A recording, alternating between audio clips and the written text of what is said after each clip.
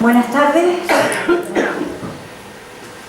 Empezamos la segunda sesión marzo con M de Mujer, organizada por el Aula Atenea con motivo del mes de marzo, emblemático para nosotros. En esta ocasión, Raquel Moreno, la que nos acompaña. Una chica encantadora, muy joven.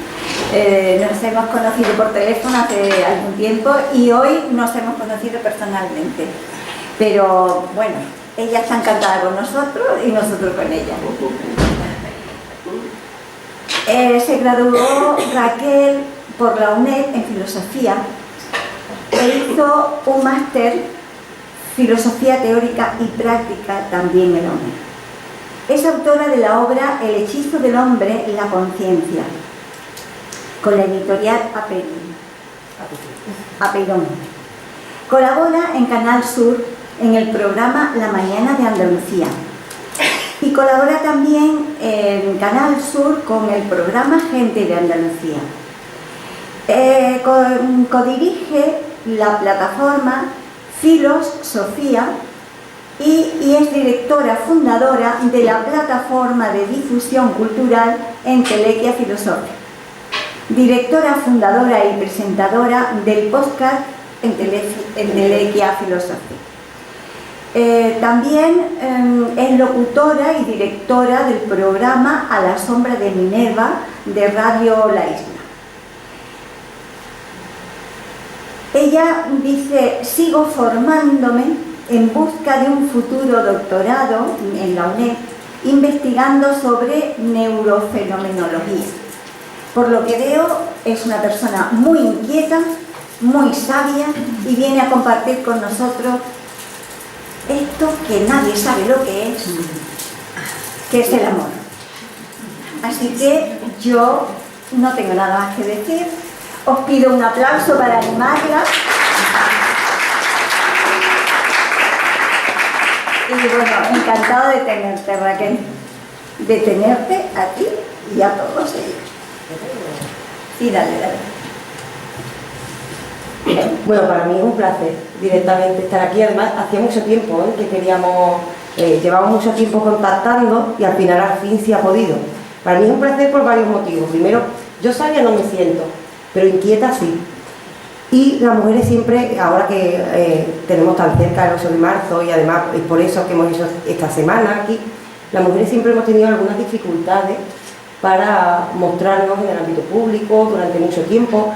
Y aquí hay un grupo de mujeres maravilloso y encima estamos rodeados de miradas femeninas que están intentando sacar reflexiones que yo creo que son positivas. El amor, si lo hemos elegido, es precisamente por eso, está tan cerca del 8 de marzo y nos puede también no solo hablar del amor, no es solo hablar de lo que sentimos o de esos sentimientos quinceañeros que tenemos a veces, que es normalmente lo que se relaciona con las relaciones vinculares, ¿no? En realidad, hablar del amor es hablar de nuestra posición en el mundo, de cómo nos proyectamos, de las relaciones que tenemos con los otros y también incluso de algo social y político. Entonces creo que viene muy bien el tema en las fechas tan cercanas, en las que estamos encima apoyadas por un grupo de mujeres como vosotras que hacen tanto por la cultura, así que muchas gracias por la presentación. A mí me abruma un poco. A ti siempre. A mí me abruma un poco porque una nunca sabe cómo la ven desde fuera, pero por supuesto inquieta sí que soy. Y la inquietud me lleva a preguntarme por una de las cosas que nos acompaña a todo el mundo desde el principio de nuestra vida. Lo primero que hacemos cuando llegamos al mundo es llorar y pedir los brazos de nuestra madre. Lo primero que queremos es el cariño del otro. Somos seres que llegan inmediatamente para querer recibir el abrazo del otro, con lo cual el amor parece que está siempre presente en nuestra vida. Así que me parece que es algo muy positivo que reflexionemos sobre ello. Empezamos, si te parece, yo voy a... Me bajo y desde ahí, como tú quieras. yo te oigo mejor desde ahí. Venga. Ustedes me permiten bajarme, aunque te dejes sola. Hombre, también un aplauso para vosotras. Hoy, por Dios. Sí, que organizáis.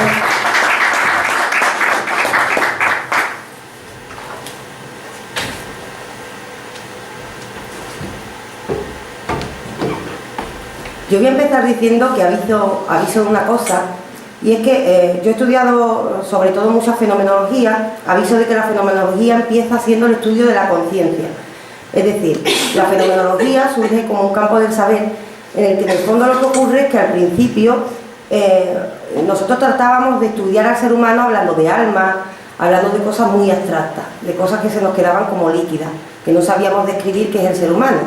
Después aparece la psicología e intentamos explicar el ser humano desde la biología o desde la conducta y seguimos sin explicar completamente qué es el ser humano. Es decir, ni la ciencia ni la religión daba explicaciones de qué es lo que es ser un ser consciente, de que nos demos cuenta del mundo y que nos demos cuenta de que somos sujetos pensantes. Y en ese debate que va surgiendo aparece en el siglo XIX un pensador que se llama Husserl, que es el que trae un nuevo campo de la filosofía, que es la fenomenología. ¿Qué intenta la fenomenología? Estudiar la experiencia humana. Es decir, si voy a hablar de que somos conscientes, no voy a hablar tanto de qué conexiones se dan, por ejemplo, en el cerebro, porque yo no soy consciente de esas conexiones, de esas cosas que van ocurriendo, como de mi experiencia vital, de lo que yo siento.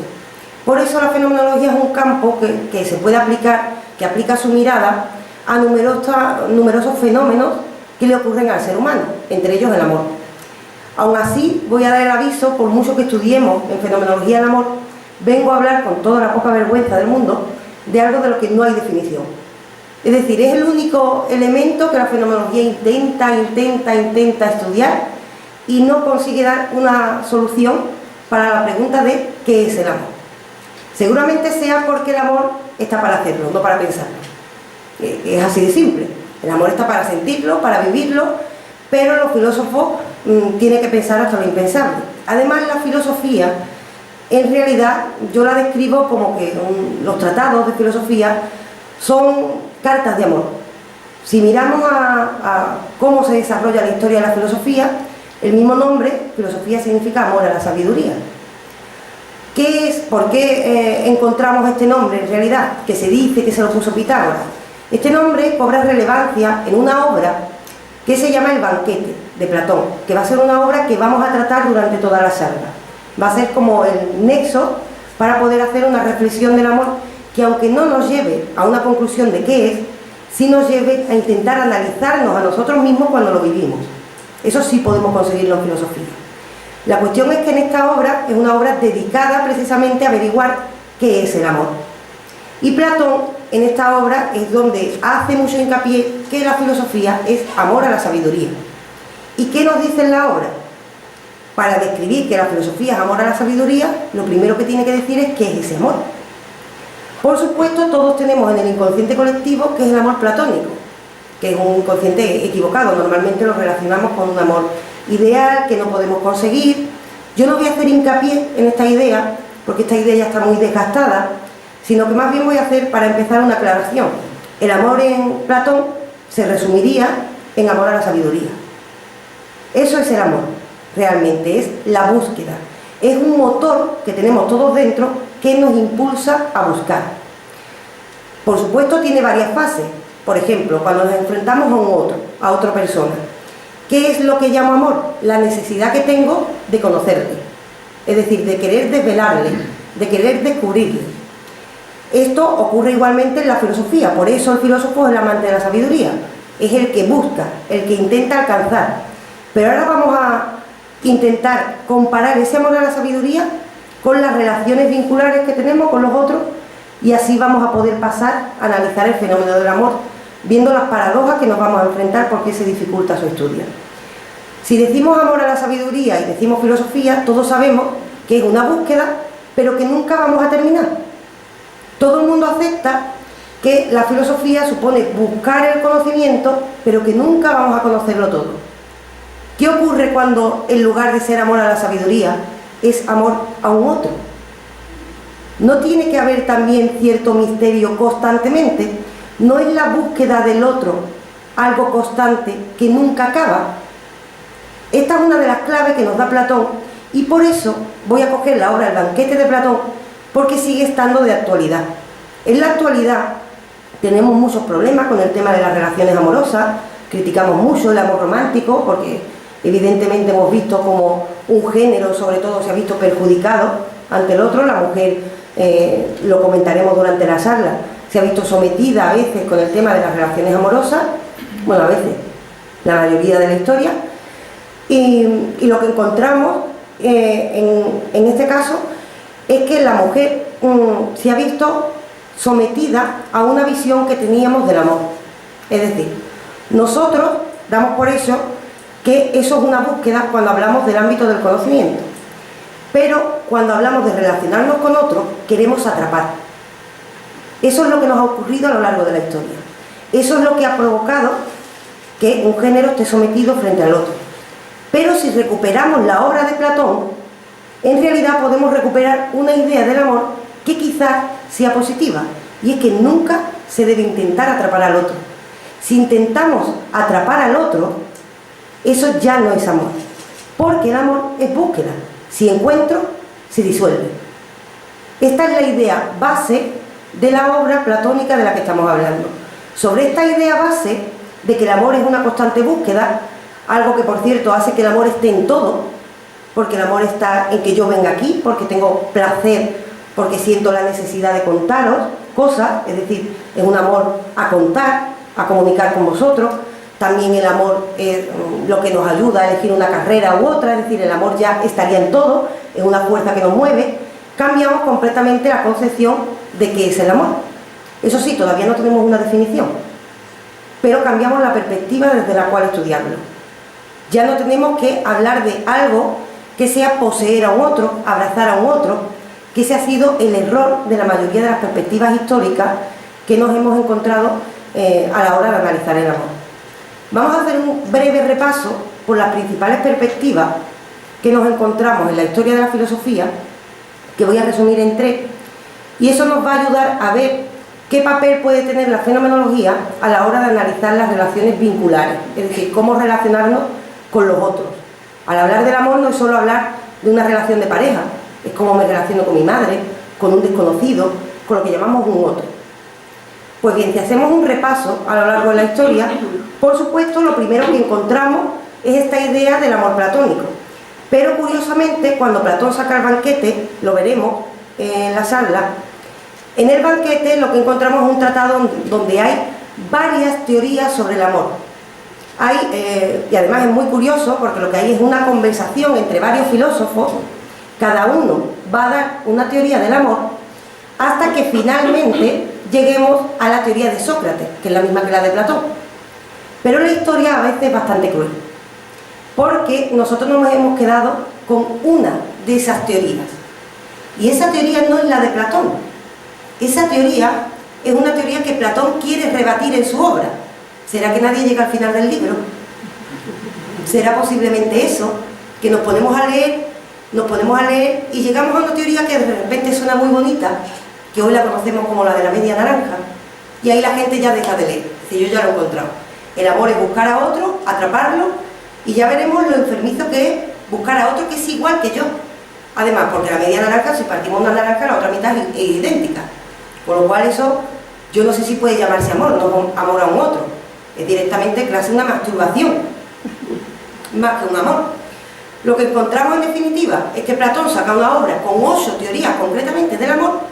La última es la definitiva, pero nadie llega a esa última. Esa última es lo que estamos hablando. Un amor como una búsqueda constante de no querer atrapar al otro. Es decir, si hiciéramos un breve resumen, sería para Platón que si el amor es esta sala y yo quiero tener una relación de amor con esta sala, ahí en el fondo hay una esquina que nunca voy a poder pisar. Si la piso, he desvelado todos los secretos y ya no me interesa. Y como ya no me interesa, ya no tengo ese impulso.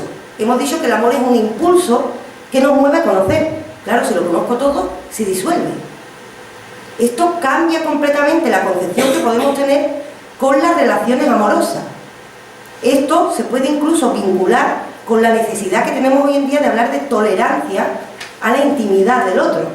Es en realidad una concepción muy moderna, tanto que en psicoanálisis se sigue estudiando. Podemos encontrar pensadores como Lacan, que en su seminario número 8, si no recuerdo mal, habla todavía del banquete de Platón.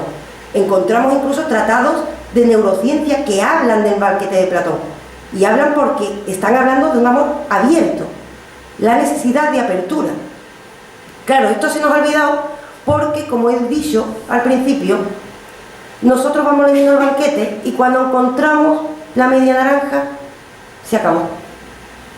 Nos lo hemos creído y nadie llega a la opinión real de Platón. Yo entiendo que leer cuesta trabajo por los estímulos que tenemos, pero tenemos que llegar al final de los libros.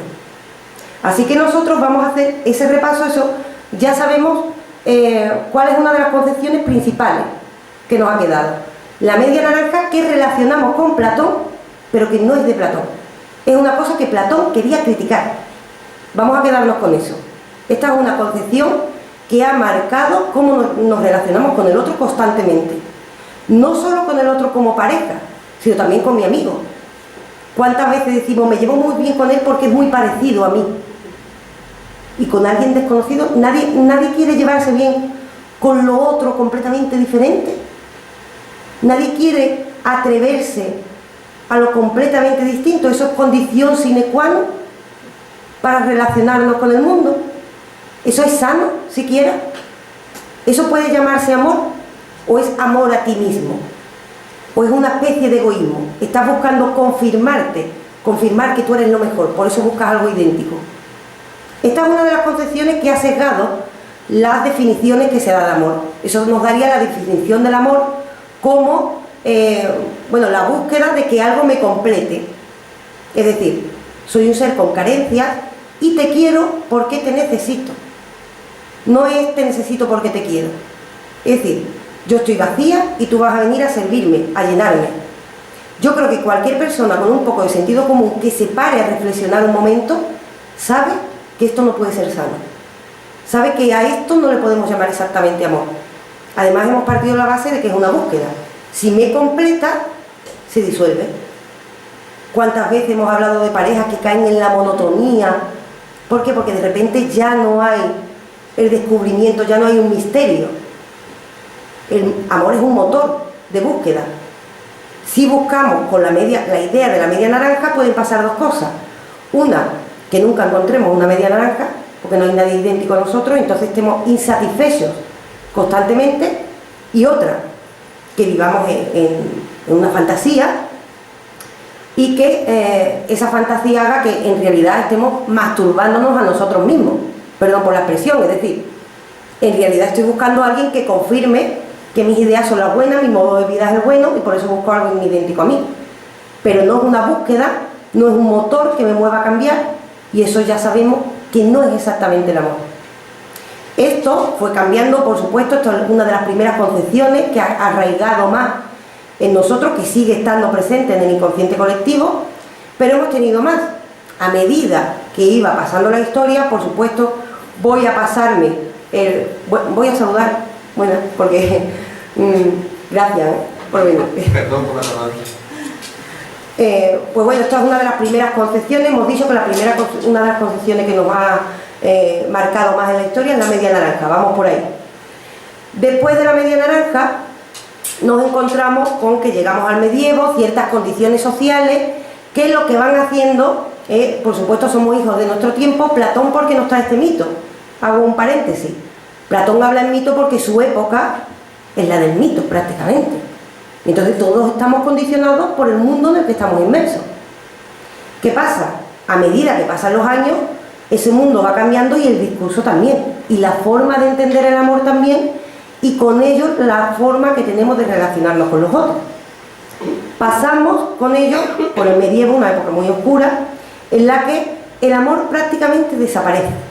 Nadie se acuerda de esto, no se habla tampoco demasiado, pero el amor no tiene importancia en esta época. En esta época hay matrimonios de conveniencia y en esta época lo que hay es negocio. De hecho, hasta hace muy poco, hasta el romanticismo, el amor no se relaciona, por ejemplo, con el matrimonio.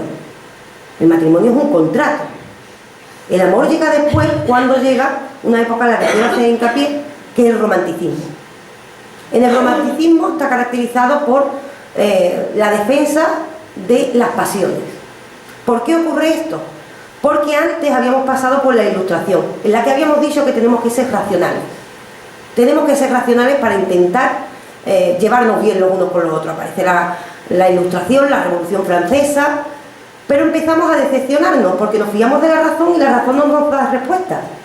La razón me dice, por ejemplo, por supuesto, leyes de la gravedad, me va diciendo que 2 más 2 son 4, pero no me dice cómo comportarme, no me dice, no me explica por qué siento lo que siento al ver una persona, tiene como sus límites. Y la razón empieza a decepcionar. Y por eso se crea el movimiento romántico, en el que se dice, miremos a ver qué nos dicen las pasiones.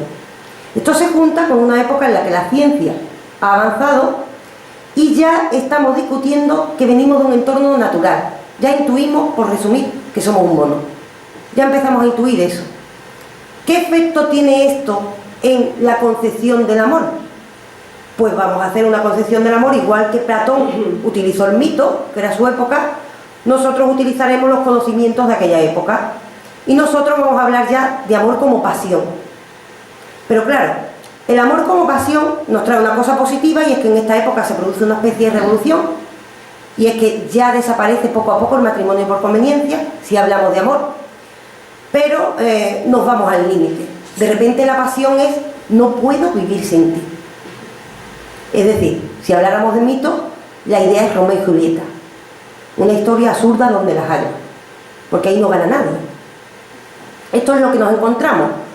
La defensa de las pasiones, por cierto, pasión viene de patos, sufrimiento, y la pasión en la antigüedad se relacionaba con un arrebato, como algo que no depende de mí. El amor de repente aparece como una especie de arrebato que yo no puedo controlar, que me supera, y soy esclavo de algo que llamo amor, que todavía no sabemos qué es. Eso es lo que nos pasa en el romanticismo. Y para colmo también surgen otras visiones con autores como Schopenhauer, que al conocer los avances científicos de la época hablan del amor como el instinto de supervivencia. Es decir, en realidad el amor es una palabra que nos engaña para que sigamos reproduciéndonos. De esto es de lo que hablamos. Esto todavía lo heredamos en la actualidad. Esto todavía lo tenemos ahora. Pasa el tiempo, vamos a hacer un salto temporal y llegamos ahora que estamos en la época posmoderna. ¿Qué ocurre en la posmodernidad? Por fortuna que las mujeres se rebelan. Lo primero, años antes, por supuesto, pero la mujer empieza a darse cuenta, empieza a haber movimientos. Yo creo que el papel de la mujer y de las revoluciones feministas en cuanto al discurso del amor es tremendamente importante, porque la mujer empieza a cansarse de ser esclava en ese matrimonio, empieza a tomar conciencia de que ella tiene un papel. En estas revoluciones aparece la revolución sexual y empezamos a pedir independencia. Empezamos a pedir lo que nos pertenece, una igualdad. Es así de simple. Somos hijos de nuestro tiempo. Nosotros todavía tampoco somos perfectos. De repente con ello heredamos. Por una parte, no nos quitamos lo primero que hemos dicho, la media naranja sigue estando ahí a lo lejos, e intentamos criticar el concepto de la media naranja. Esto es lo que hacemos en la posmodernidad. Lo de la media naranja sería lo que llamamos el amor romántico, que se basa en las carencias. Y por otra parte, heredamos también la importancia de la ciencia. Nuestra época tiene como característica una confianza casi ciega en la ciencia. Y entonces aparece un nuevo discurso del amor. Decimos, el amor me tiene que hacer libre. Lo compro. Tenemos que amar desde nuestra libertad. Una parte positiva, estamos cambiando ya algo. Pero claro, heredamos todo esto. Y lo que aparece ahora mismo, el debate filosófico, es un nuevo tipo de amor que se llama amor líquido. Un amor que se diluye, un amor que no se presenta a normas y un amor que, resumiendo mucho, va siendo heredero de todas las concepciones, intenta escapar con la crítica a las concepciones anteriores, pero si tú te basas en una crítica a una concepción anterior, sigues siendo esclavo de esa crítica. Este es el problema que nos encontramos con el amor líquido. Hablamos de relaciones sin compromiso, hablamos de que no es necesaria la monogamia. Quizás todo esto sea cierto, pero sigue siendo una concepción que es esclava de responder a otra. No es una concepción creada sobre la pregunta ¿qué es el amor? ¿Cómo vamos a hablar de cuáles son las adecuadas relaciones amorosas si todavía no lo hemos definido? Basándonos de nuevo en todo lo anterior. Esto sigue creando problemas, es decir, en la actualidad todavía no nos hemos quitado de la herencia de las otras concepciones y ahora metemos nuevos discursos sobre el amor que siguen creando debates. Siguen creando debates porque de repente hablamos de un amor en el que no haya compromiso, pero ojo, también quiero el cuidado. Las relaciones también, no es solo compromiso, cada uno por un lado, el amor siempre ha implicado una relación de cuidado. ¿Hablamos del cuidado? Esto desaparece. Desaparece, como hemos dicho, porque somos hijos de nuestro tiempo. En nuestro tiempo hay dos características. Una, el enfrentamiento con la anterior, y otro, somos una sociedad de consumo, una sociedad especialmente individualista. Nuestros mensajes son buscar nuestra felicidad. Es natural. Nace de un movimiento de independencia de la mujer en el que hemos buscado nuestra libertad. Ahora tenemos que hacer un movimiento inverso. Ahora, sabiendo que tengo que ser un yo libre, tendré que abrirme a los otros. ¿Podré ser libre y feliz si el resto no lo es? No hablamos de el amor en un sentido comunitario. El amor líquido, las nuevas relaciones, hablan de ser feliz, cada cual, y se habla menos de la importancia que tiene esto en un mundo compartido. Por esto traigo, haciendo este breve repaso, otra nueva visión, la de la fenomenología. La fenomenología, como hemos dicho, atiende a los fenómenos que vivimos en primera persona los seres humanos. Entonces la fenomenología lo que intenta es, al intentar averiguar un concepto, lo primero que hace es desgranar. Voy a poner un ejemplo externo al amor para que se entienda. Cuando la ciencia intenta explicar, por ejemplo, qué es un camino, dice un camino es una franja de suelo formada por un conjunto de átomos. Y es cierto, lo es. La fenomenología dice, un camino es eso porque yo entiendo que eso sirve para caminar. Es decir, la fenomenología busca el significado que le damos a los conceptos que utilizamos en nuestra vida ordinaria. Es el mundo del significado. Y, por supuesto, habla de un mundo del significado que no puede chocar con el mundo de la ciencia, tiene que ser compatible. Entonces va estudiando el fenómeno humano desde nuevas perspectivas. Esto lo hace también con cosas tan complicadas con el amor. Yo, por supuesto, me puse a estudiar fenomenología, lo digo en lo personal, por el tema de la conciencia. De hecho, tengo un libro, como ha dicho Concha, sobre el tema de la conciencia, porque me pregunté, y además parece que me voy del tema, pero está ligado con el tema.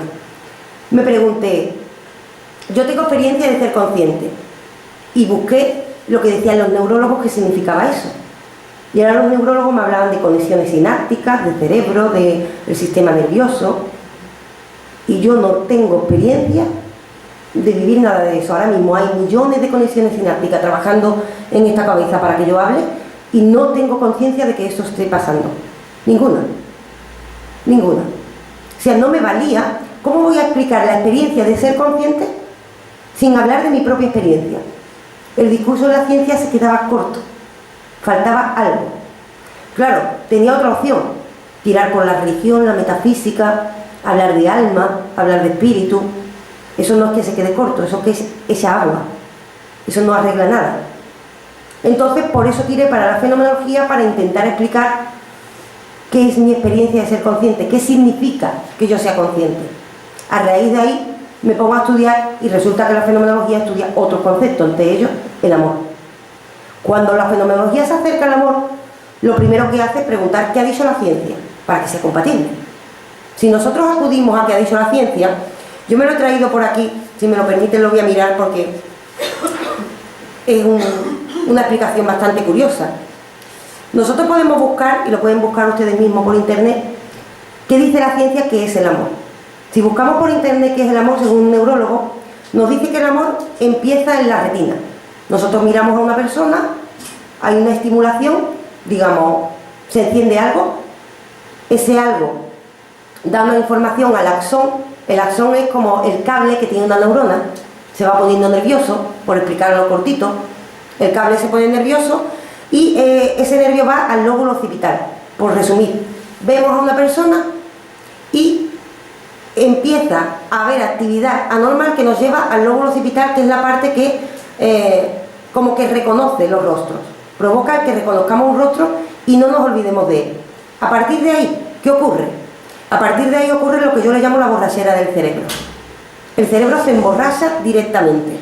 Del lóbulo occipital lo miro, va al sistema límbico, empieza a segregarse neurotransmisores, nos hablan de dopamina, oxitocina, todo, un montón de sustancias se ponen de acuerdo para que el cerebro produzca ciertos efectos y a ti ni se te olvide la cara de esa persona, ni el instante en el que la has conocido, y además sienta lo que le llamamos las mariposas en el estómago y todos estos fenómenos. Ahora bien, eso es lo que nos dice la ciencia que es el amor. En realidad no nos ha dicho qué, ha dicho cómo. Si miramos bien a la explicación, ha descrito qué nos ocurre cuando nos enfrentamos al amor, pero no ha dicho qué, ha dicho un cómo. Esta es la gran diferencia entre la filosofía y la ciencia, que deben ser compatibles, porque tan importante es el cómo como el qué. La ciencia nos dice cómo van ocurriendo las cosas en nuestro cuerpo. Ahora bien, tiremos para atrás. De repente te has encontrado con esa persona y se ha provocado todo ese fenómeno. ¿Qué ha hecho que se provoque con esa persona y no otra? ¿Qué ha ocurrido? El encuentro con esa persona es previo a todo ese fenómeno cerebral. Eso significa que la explicación científica no es suficiente. Aún así, en la actualidad voy ligando a hacer filosofía, muchas veces dar vueltas. Veréis que en la charla a veces voy a dar vueltas para volver a cuestiones anteriores. Si vamos viendo, hemos dicho que estamos en la era posmoderna, que recupera, por ejemplo, la visión de el amor para reproducirnos, el amor queriendo meter el discurso científico, y vemos que la ciencia se queda corta. En esta época posmoderna no solo acudimos a la neurociencia, también, por ejemplo, por si acaso hay personas que estén de acuerdo con esta postura, después si queréis lo podemos comentar, es muy popular que se hable, cuando hablamos de amor líquido en la actualidad, de relaciones sin compromiso, digamos, es que es lo natural. Lo natural se dice que es que no seamos monógamos, lo natural es que miremos por el instinto para reproducirnos, que el amor es una especie de engaño, y además se suelen basar normalmente en los estudios comparativos con otras especies, como los monos. Se dice, somos tan parecidos, por ejemplo, al bonobo, que nuestra sexualidad y nuestras relaciones con los otros será igual, tendrá la misma explicación. El bonobo lo que hace es, hablando claro, todos con todos, y intentar tener el máximo número de relaciones sexuales para eso mismo, para que siga la especie. Y lo que decimos es que el amor es un engaño, que es lo que tapa que somos bonobos. Es decir, nosotros no queremos reconocer que somos un mono que quiere reproducirse y nos hemos inventado historias alrededor del amor, pero en realidad somos un bonobo. ¿En qué se basan estas posturas? En que compartimos el 99% de ADN con el bonobo. Para mucha gente esto será cierto porque si somos hijos de nuestro tiempo, la ciencia hoy es la que manda. Nosotros creemos a pris puntilla lo que dice la ciencia. Otra cosa es que hayamos entendido, eso no está mal, pero otra cosa es entender qué dice la ciencia. La ciencia ha dicho que compartimos el 99% de ADN con el bonobo, pero no ha dicho en ningún momento que el bonobo ame. No lo ha dicho. La ciencia dice cómo el bonobo se reproduce. No está diciendo que el bonobo ame. Nosotros interpretamos que el bonobo lo está haciendo. Es más, si nos basáramos en eso, también vale decir que compartimos el 50% de ADN con un plátano. O el 84, creo que era, entre el 84 y el 86 estaba, con el ratón de campo, que por cierto es monógamo. Y nadie habla de ello. Es decir, hablar de ADN, al hablar del amor, es como no decir nada. ¿Por qué ocurre esto? ¿Por qué encontramos tantas aguas a la hora de estudiar el amor? Es decir, la fenomenología intenta explicar el significado de este concepto, porque se mueve en el mundo el significado. Y dice, voy a intentar explicar cuál es el significado de la palabra amor. Y ahora, para explicarlo, ¿qué voy a hacer? Lo que llamamos deconstruir. Voy a quitar todos los elementos que sabemos, los voy a separar para hacerme un mapa. Y ahora hemos mirado la neurociencia y resulta que ha dicho un cómo, ha descrito, pero no me ha dicho el qué. Miro la biología y digo, si es que estamos adjudicando amor a un animal que lo mismo no es consciente siquiera. Quizás el amor depende de la conciencia. Quizás el amor es una proyección nuestra. Si fuese así, adjudicárselo a algo nuevo es absurdo. Es decir, esto hace aguas. ¿Qué seguimos mirando? ¿Qué nos queda? Nos queda la cultura. Y aquí seguramente, a mi juicio, aquí hago yo una apuesta, está la clave de cómo podemos construir una buena idea de amor. Porque al fin y al cabo lo que estamos haciendo es construyéndola. No podemos dar una definición concreta todavía, por lo que estamos viendo, pero sí que podemos, si hemos visto que hemos cambiado la concepción de amor a lo largo de la historia, significa que todavía la podemos cambiar. Entonces, si todavía la podemos cambiar, tenemos una oportunidad. Y esa oportunidad puede ser para mejorar nuestras relaciones humanas. Por eso el tema del amor es tan importante. Ahora bien, a partir de lo que hemos dicho, sabemos que esto implica ir haciendo separaciones. Por un lado, el discurso de la ciencia, como hemos dicho, por otro lado, vamos a encontrar el discurso de la filosofía. Me voy a echar agua, si ustedes me lo permiten, porque se me seca la boca porque hablo mucho. Hemos visto entonces que la ciencia va hablando directamente de un cómo, va describiendo, no va diciendo el qué. Hemos visto que el ADN no vale y hemos dicho, bueno, vamos a preguntarle a la cultura. ¿Qué encontramos en la cultura? Tanto en la cultura presente en distintos lugares como a lo largo de la historia, en la cultura encontramos relatos. Es lo que encontramos. En la cultura tampoco tenemos definición de amor. Lo que tenemos son relatos. Y quizás, a mi juicio, ahí está la clave. Esto es algo que le viene muy bien a la fenomenología. El que sean relatos significa que si vamos desgranando todos esos relatos, a lo mejor encontramos algo en común en todos que nos dé una pista de al menos no qué es el amor, pero sí qué es lo que tienen en común todas esas historias de amor y que a lo mejor nos da la pista de cómo tenemos que enfrentarnos a los otros. Porque al fin y al cabo, si hablamos de que el amor es una proyección, una búsqueda, algo que nos está moviendo a buscar, cuando no es filosofía, cuando no es sabiduría, una vocación o a buscar a los otros, si eso es lo que supone el amor, tenemos que encontrar qué es lo que hace que no hagamos ese movimiento. ¿Qué hacemos? Como hemos dicho, acudimos a la cultura. Yo he hecho un repaso, vamos a hacer un repaso aquí, sobre ya no las concepciones de amor, que ya lo hemos visto, sino acudiendo al mismo banquete de Platón, que vamos a recuperar, vamos a poder ver cómo los distintos relatos, que a veces se han simplificado, nos pueden dar pistas de que todo, en resumen, de que todo al final se resume en nuestra relación o la dificultad que tenemos para enfrentarnos a los otros. En filosofía y en fenomenología especialmente, la palabra otro tiene una importancia tremenda. El otro es un misterio, siempre. Nosotros somos un yo que se proyecta al mundo. Somos un yo con unas expectativas, con unos sueños, con unas ideas, y nos enfrentamos a otros seres. Aquí yo tengo, por ejemplo, 5 seres que yo doy por hecho que tienen una conciencia, que son similares a mí, pero nunca termino de descubrirlos. Nunca. Eso es un otro. Un otro es algo similar, pero no idéntico.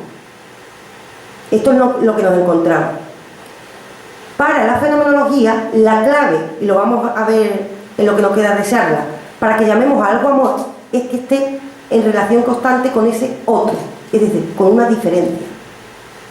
Algo que choca mucho con los relatos que nos hemos encontrado a lo largo de la historia. Entonces, como decía, vamos a hacer un resumen por esos relatos que nos van a llevar al banquete de Platón. Voy a hacer un recordatorio de que el banquete de Platón, porque me parece muy gracioso, a este respecto vamos a mirar con más finura el relato que hemos dicho, que hemos heredado con más importancia, que es el de la media naranja. En el banquete de Platón, por si alguien yo invito a que se lea, lo que encontramos es que estamos en una casa de un poeta que se llama Agatón.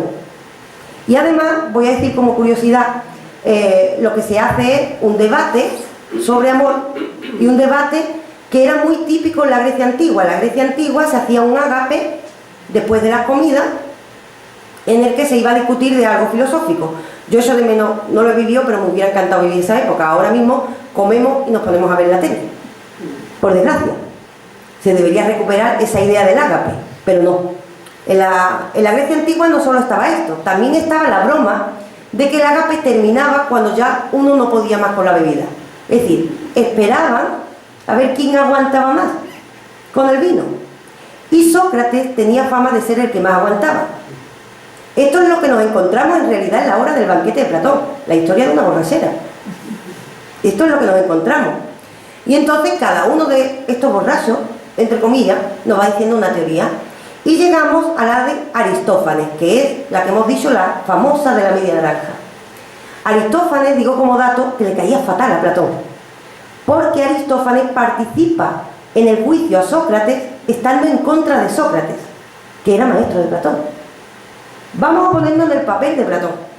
Si a ti te cae mal alguien, ¿tú qué le vas a dar? ¿La teoría definitiva del amor?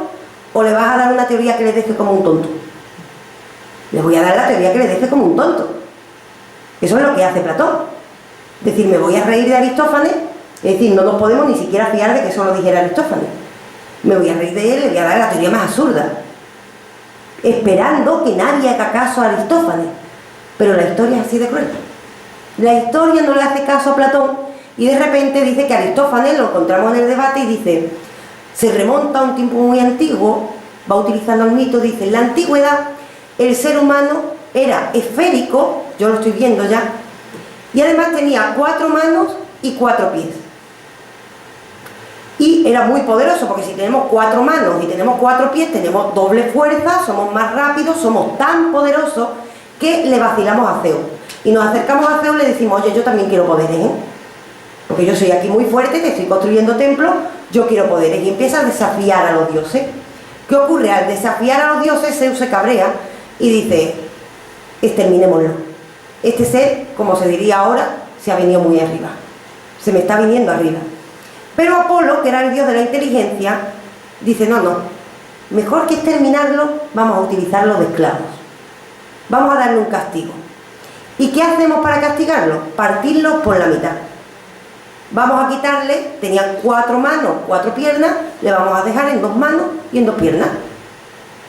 Y le sale el tiro por la culata al principio a Apolo, porque estos seres empiezan a morir. Aquí encontramos el primer elemento simbólico peligroso para tomar esta teoría por definitiva. Es decir, como me han quitado una parte, me muero. No puedo vivir sin ti. Yo no he visto una frase más absurda en los días de mi vida. Si una madre puede vivir sin su hijo, que ocurre por desgracia, todo el mundo puede vivir sin alguien. Nadie muere por nadie, ¿eh? Nadie. Esto de no puedo vivir sin ti viene de algo tan absurdo como un mito, de un filósofo que se quería reír de un poeta. Y nos lo hemos creído. Pero aquí no acaba la historia. La historia empieza, estos seres empiezan a morir, y ¿qué hace Zeus? Dice, yo los quería de esclavos, yo no quiero que estos seres se mueran. Pues les voy a castigar más. Les voy a mandar a Eros. Y Eros lo que hace es hechizarlo. Voy a hacer que estos seres empiecen a buscar a su otra mitad todo el tiempo, y así como empiezan a buscar a su otra mitad, están distraídos y no se mueren. Es decir, les condena a buscar a su otra parte. De aquí viene lo de, en realidad, el amor es buscar la parte que me complementa. Es decir, amo desde una carencia. ¿Alguien aquí, yo pregunto, alguien aquí puede creer o estaría a gusto con alguien? Voy a tener una relación y alguien les dice, oye, te amo porque así me curas lo que me falta. ¿Alguien aceptaría esa relación? Yo creo que no, ¿eh? Con sentido común, no.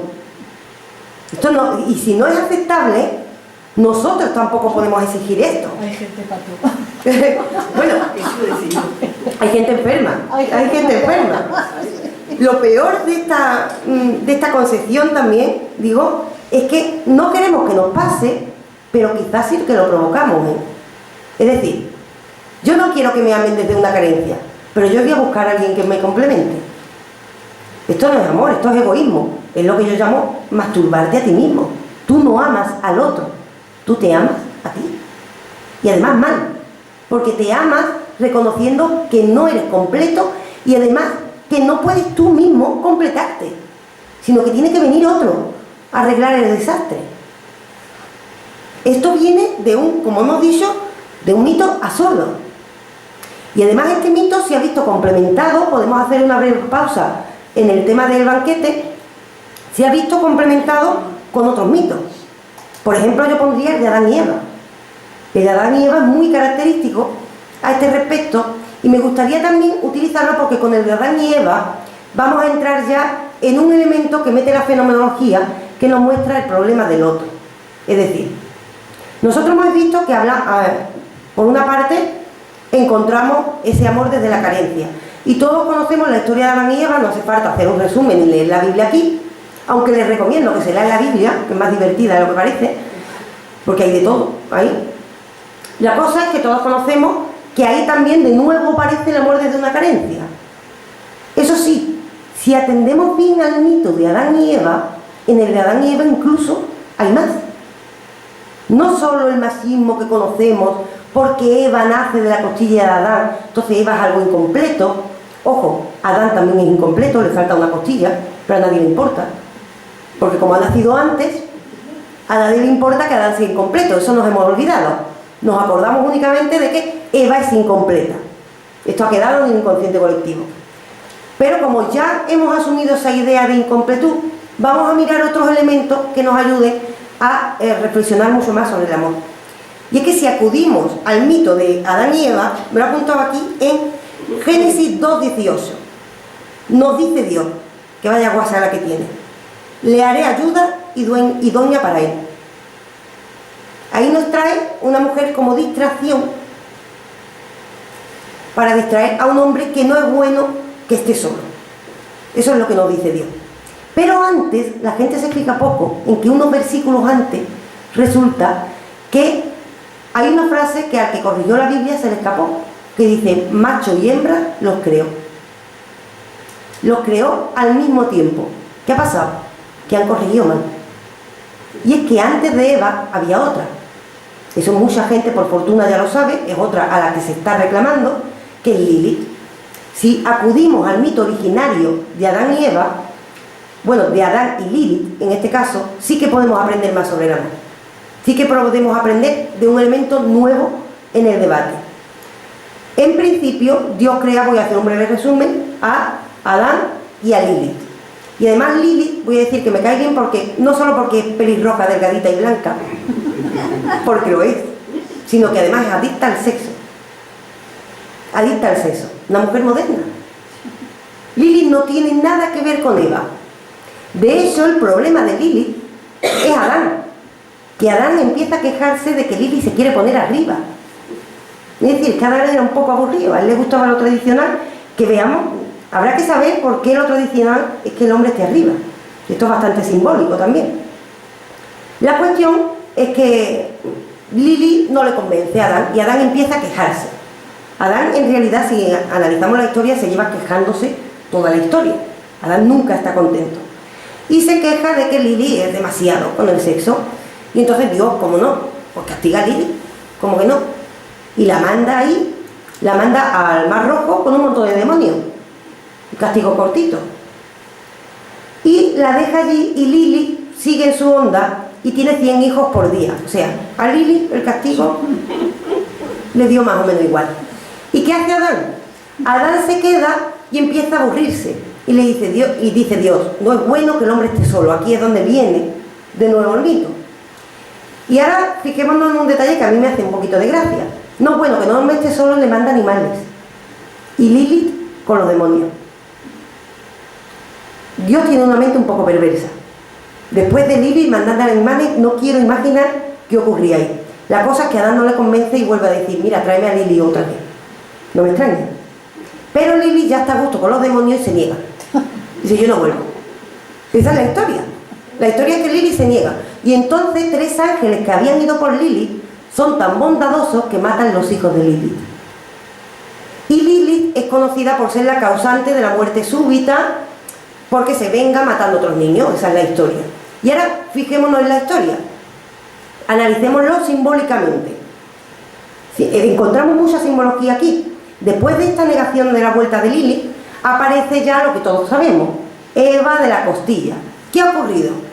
Ha ocurrido, primero, que Adán se ha enfrentado a un otro, que es Lilith, y un otro que es muy distinto a él, tanto que no puede empatizar con ese otro, tanto que no puede.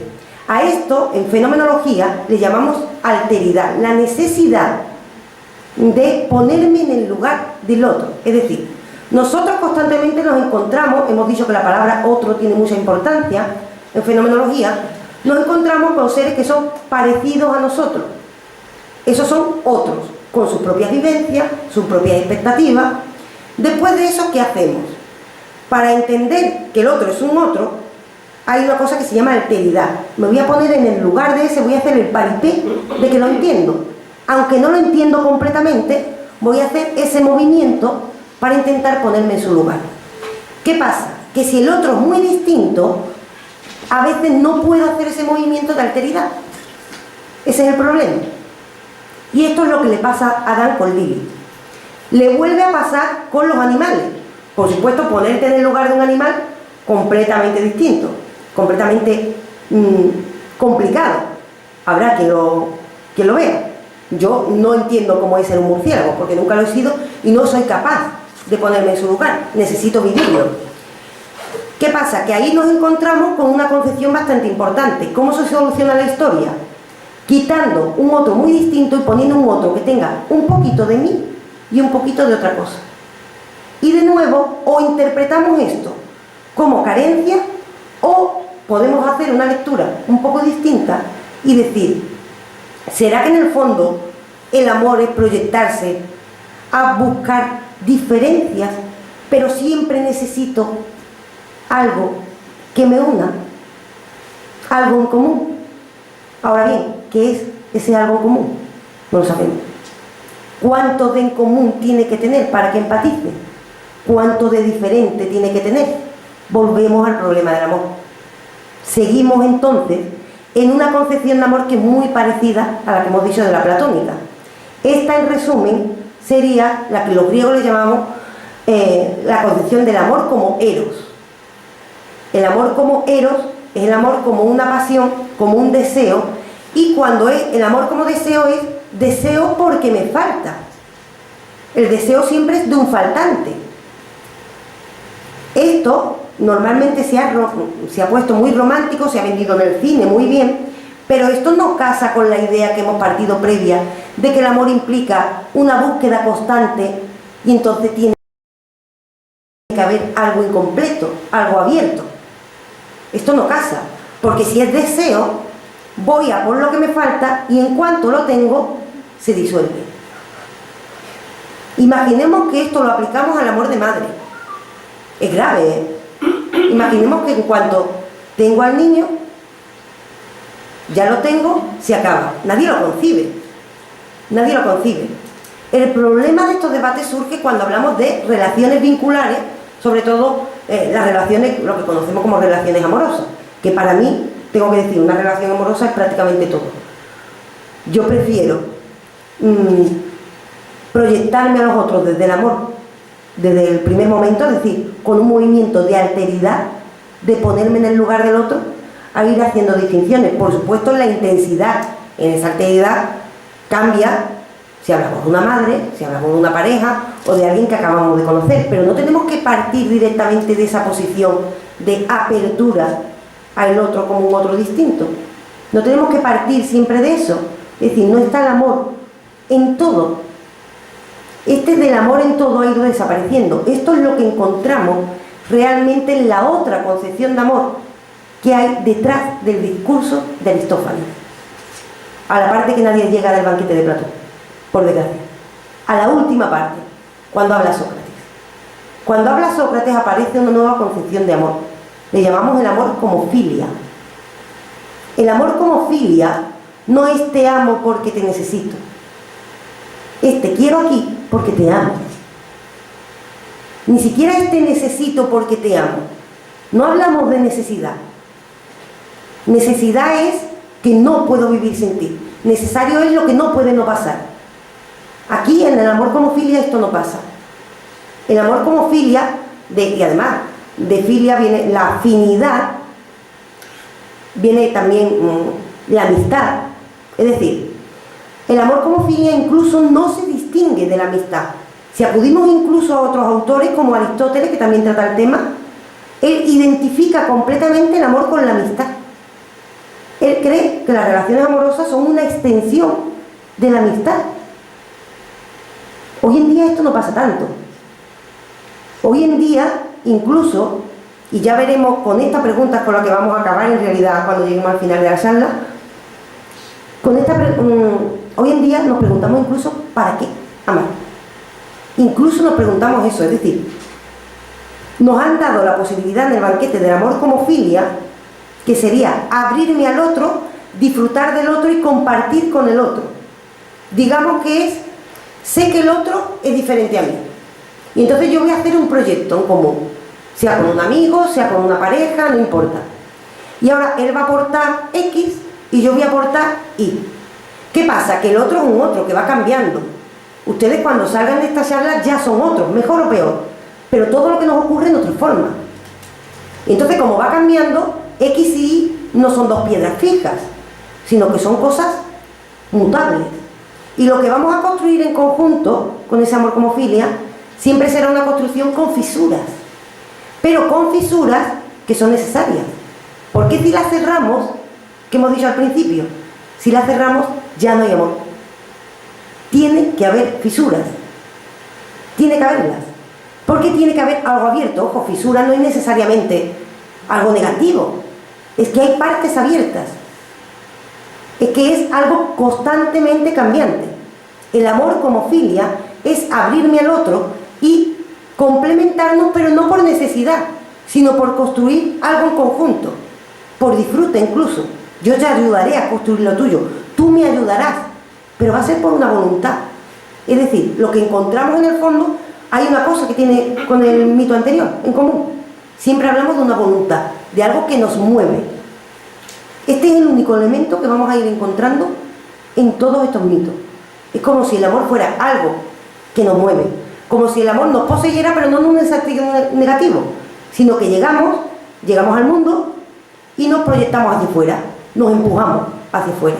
Nos podemos empujar y abrirnos a los otros para mal, es decir, te necesito, ayúdame, que me ahogo, ayúdame que no sé llevar la vida, no sé qué hacer con mi vida, enséñamelo. Esto sería el amor como Eros, tengo una carencia, cúramela.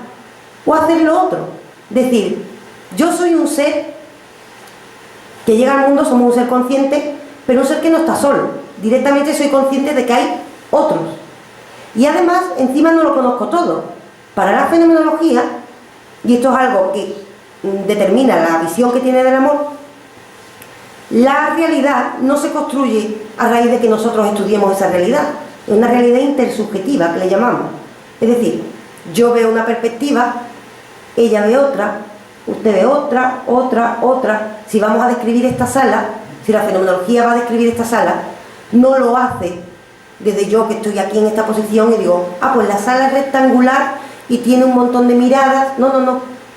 Habrá que acudir a todas las miradas y todas las perspectivas. Y uniendo las perspectivas vamos a tener una mejor descripción de la sala. Partiendo de esa base, ¿cómo se comporta el ser humano en el mundo? El ser humano se comporta en el mundo de esa manera, no está solo. Incluso ustedes habrán hecho la prueba. Ustedes cuando van a su habitación se quedan solos, tienen un diálogo con lo que les ha ocurrido, con lo que han leído. Nunca estamos solos. En nuestra propia mente tenemos compañía constantemente. Es inevitable, por tanto, que la característica del ser humano sea moverse hacia los otros. Se mueve constantemente hacia los otros. Como hemos dicho, nos podemos mover desde la carencia. Ya sabemos que esto ha traído problemas, y además problemas reales. Quiero decir, no hay problemas solo en lo que uno sufra, sino problemas sociales. Porque desde esa carencia, como hemos visto con el mito de Adán y Eva, la más carente era la mujer, y prácticamente ha sido una niña pequeña que iba de las manos del padre a las manos del marido. Eso es lo que hemos visto porque hablamos de carencia. Vamos a quitar eso de que tenemos carencia. Reconozcamos más que carencia que nos complementamos todos, que nadie es un ser acabado, que nos vamos enriqueciendo con la aportación de los otros. Hagamos un enriquecimiento inteligente. Es decir, desde esta perspectiva, el amor no está peleado ni siquiera con la razón. La filia sería una construcción inteligente en conjunto y además tampoco una construcción que hablemos en un sentido de hacer un contrato. No hablamos Porque hay mucha gente que se habla de construcción, piensa en matrimonio. No hablamos de eso, necesariamente.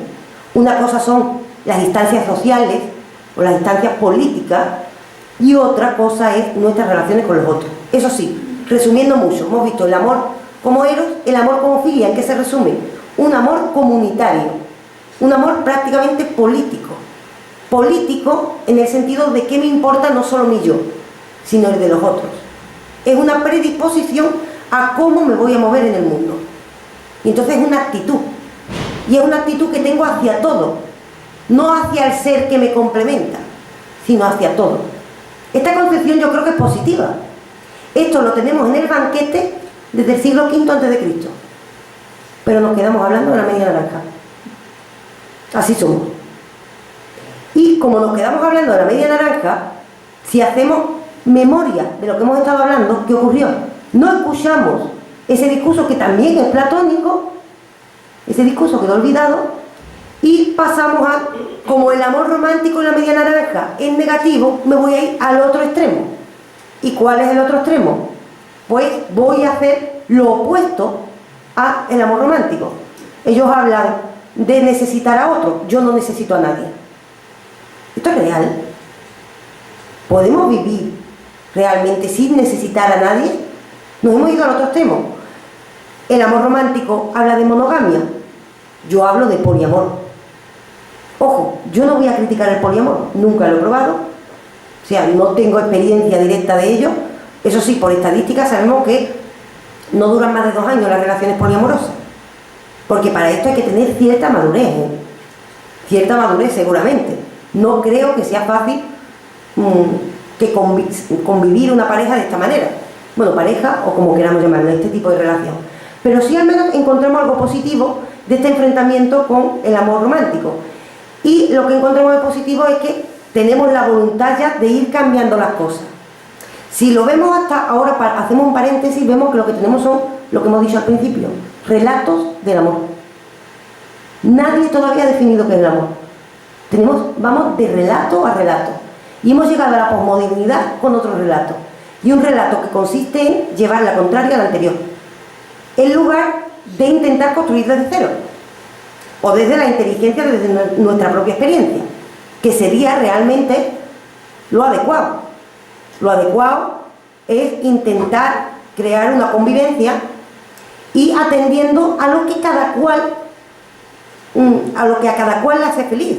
Es decir, no dar una fórmula concreta para el amor, porque hablamos de una predisposición con la que me proyecto al mundo, de una predisposición de cómo trato a los otros, dependiendo de qué me haga feliz y qué no. Yo querré un tipo de relación u otra.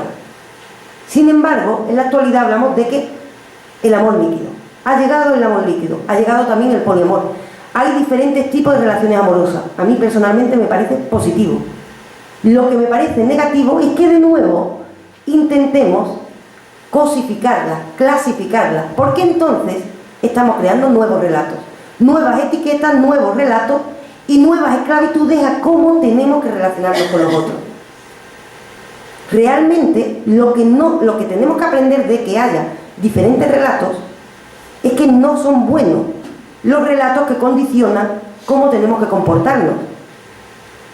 No es positivo. Hemos visto ya, hubo un relato, el de la media naranja, que nos ha condicionado mucho tiempo. Ahora estamos en la creación de uno nuevo. ¿Sabemos las consecuencias de ese relato? ¿No será mejor que en lugar de crear un relato aceptemos al amor como algo inacabado?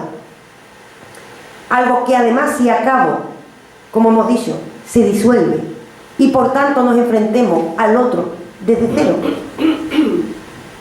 ¿A qué me refiero con enfrentarme al otro desde cero? Esto también, yo he traído aquí un montón de mitos, ¿sabes? Pero creo que no los voy a decir todos porque me enrollo bastante. Normalmente cuando nos enfrentamos al otro, es lo que hemos dicho, que vamos buscando que, digamos, intente satisfacer nuestras expectativas. ¿Por qué aparece esto? Porque el otro es un desafío, si es muy distinto. Entonces prefiero relacionarme conmigo mismo. A partir de ahí, esto lo sabemos. Y a partir de ahí es como ha surgido la idea de que, como el otro es un desafío, es mejor que lo eliminemos de la ecuación. En el amor líquido, lo que está ocurriendo en la actualidad, y además encontramos muchos pensadores como Bauman, cuya lectura sí que recomiendo, es un autor muy ilustrativo y muy fácil de leer. Con Bauman nos habla de que si Platón era esclavo de sus relatos, de su época, en nuestra época lo que encontramos es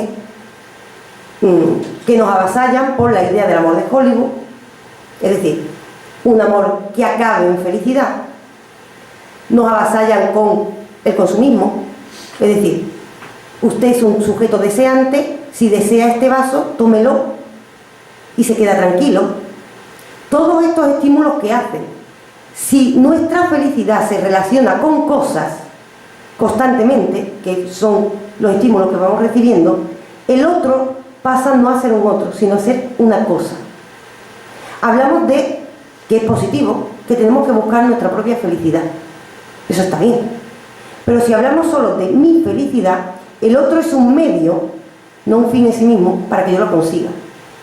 Y además el otro es una cosa, no es un otro. Hemos dicho que el otro es algo que tiene parte de mí y algo distinto. Y es algo que nunca acabo de conocer, lo cual hace que sea un desafío. Sin embargo, si lo convierto en cosa, se produce la idea con la que hemos empezado, que es la que está imperando en la actualidad. El amor en realidad se relaciona con una satisfacción momentánea, de ahí que sea mucho más cómodo a veces el poliamor, porque no estamos hablando de poliamor, estamos hablando a veces de satisfacción sexual. ¿Se puede identificar la sexualidad con el amor? Seguramente esto es simplificar en exceso, sobre todo porque hemos partido de la base de que el amor se aplica a muchos ámbitos. El amor lo hemos aplicado incluso a la filosofía, con lo cual intentar tratar a los otros desde la satisfacción sexual únicamente es cosificar de nuevo. Y si partimos, volvemos otra vez a la idea de que el amor no se cosifica, es que estamos quizás en actitudes que nos pueden llevar a nuevas consecuencias. ¿Cuáles son esas nuevas consecuencias? Quizás el exceso de individualismo, la falta de cuidado con los otros.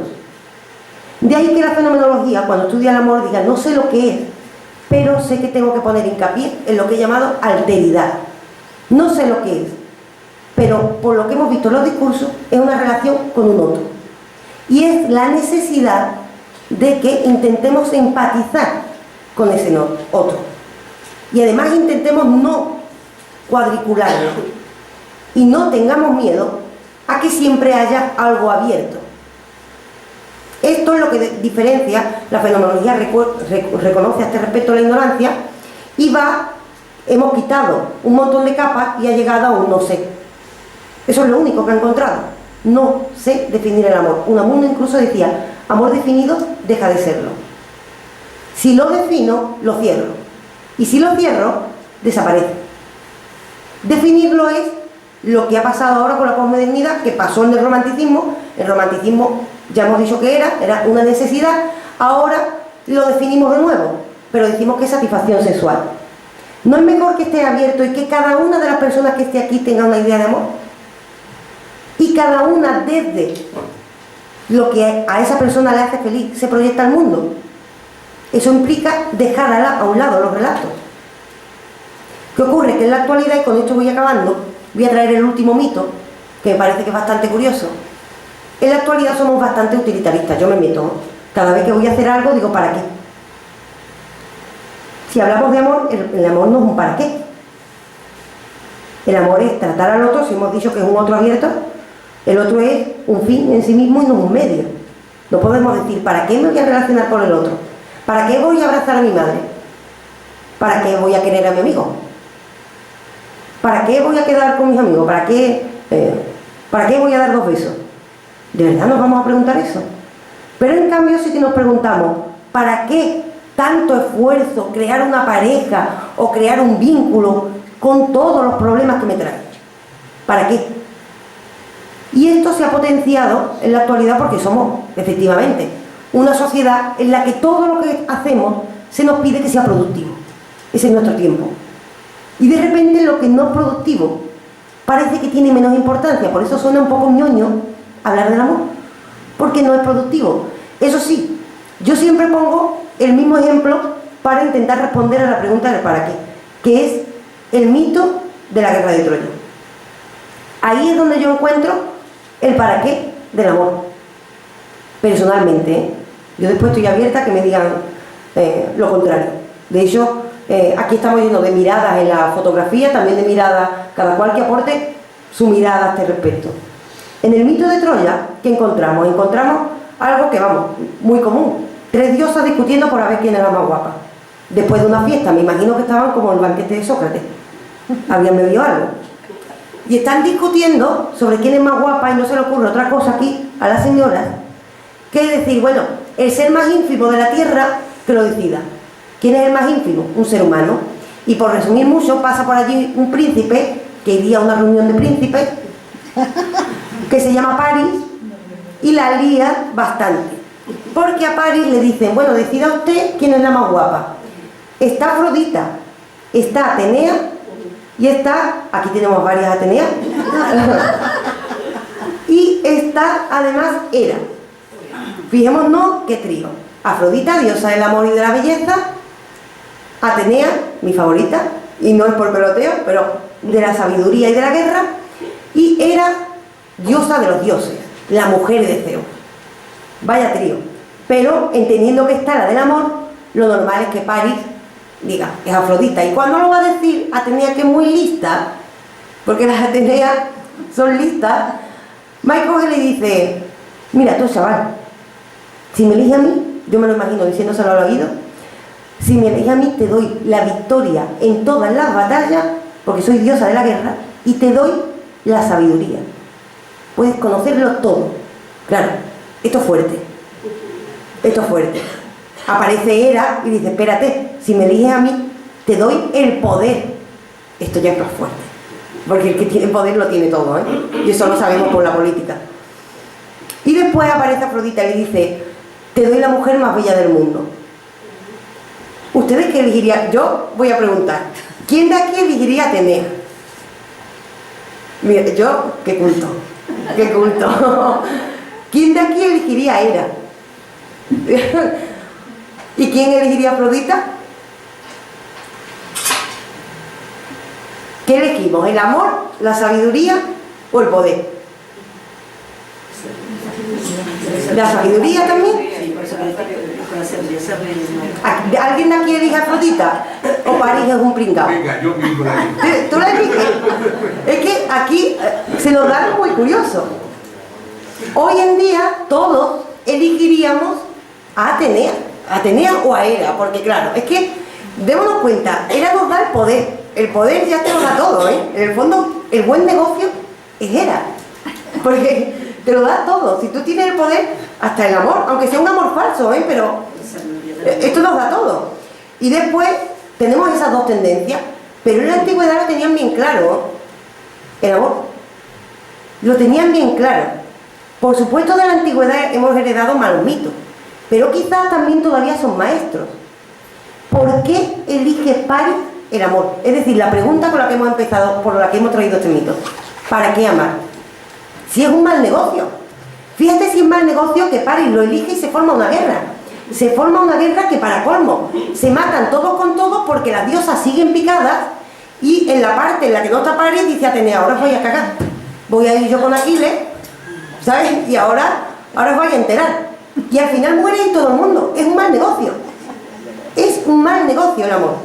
El amor implica cuidado, implica cierto sacrificio. Es decir, por supuesto, no tenemos que caer en el amor como, por ejemplo, como ágape, que también se decía, como entrega total, como Romeo y Julieta. No tenemos que caer en un amor que quite nuestras identidades, hijo del amor romántico, de la idea de la media naranja. Pero sí, si tú quieres que tu amigo sea tu amigo, que esté cuando tú estás, cuando tú lo necesitas, tú estarás, ¿no? ¿Tú quieres que te amen? Tendrás que amar, ¿no? O aquí todo es gratis. Como en internet encontramos los libros en PDF gratis, también queremos que las relaciones humanas sean gratis. ¿No lo estamos llevando demasiado al extremo? La influencia que tenemos en esta posmodernidad. De repente no elegimos a Afrodita. ¿Alguien puede vivir sin amar? ¿Alguien puede imaginar un momento, eliminen todas las personas que aman y digan, puedo vivir sin ella? No se puede. No se puede. Es decir, no hay un para qué del amor, sino que el amor está dentro de nosotros. Es con lo que nos proyectamos al mundo. Es lo que hemos dicho, nos proyectamos al mundo con él. Es una fuerza, como decía Platón. Es una fuerza que vive dentro de nosotros. Ahora bien, una vez surge esa fuerza, ya tenemos una idea abstracta, no una definición concreta, pero sí sabemos que implica una fuerza con la que nos proyectamos. Una vez ocurre eso, por en medio hay una fuerza que nos proyecta a medios profesionales, a hacer lo que nos gusta, o a los otros, porque tenemos a otros por el camino. Eso sí, para que eso no acabe, significa lo que hemos dicho, que el amor tiene que estar abierto, con lo que hemos empezado. No puede estar completamente cerrado. Si agarro, desaparece. Porque hemos hablado que una fuerza es una búsqueda. Si el amor es búsqueda, nos tenemos que quedar buscando, lo cual da cierta imagen trágica del amor. Por eso esta visión seguramente no es tan popular. La fenomenología habla de otredad, es decir, de construirme a raíz de mi relación con los otros, de alteridad, ponerme en el lugar del otro. No habla tanto de qué es el amor, porque definirlo es contradecirse a sí misma, porque parte de una apertura, con lo cual no puede dar una definición concreta, pero sí que nos puede decir, como fenómeno humano, lo que se da es que nos abrimos al mundo, nos encontramos con otros y nos podemos construir en conjunto. Tenemos la posibilidad de disfrutar en conjunto. ¿Para qué sirve esto? Tiene que tener un para qué. A lo mejor es inevitable. Pueden construirse sin relacionarse con los otros. El para qué viene de la visión posmoderna. Sin embargo, hemos estado nombrando mitos del amor. Hemos visto durante toda la charla que son relatos. Tenemos la oportunidad todavía de crear otro. O no, o de tener cada uno de nosotros nuestros propios relatos. Tener nuestras propias vivencias. E incluso dejarlas abiertas para que las vayan escribiendo también los otros. Hemos empezado diciendo, la filosofía o los tratados de filosofía son cartas de amor. En el fondo, que es amor a la sabiduría, son búsquedas, cartas de amor. Nuestra relación con los otros también, o nuestras historias de amor, son cartas que escribiríamos con el cuerpo.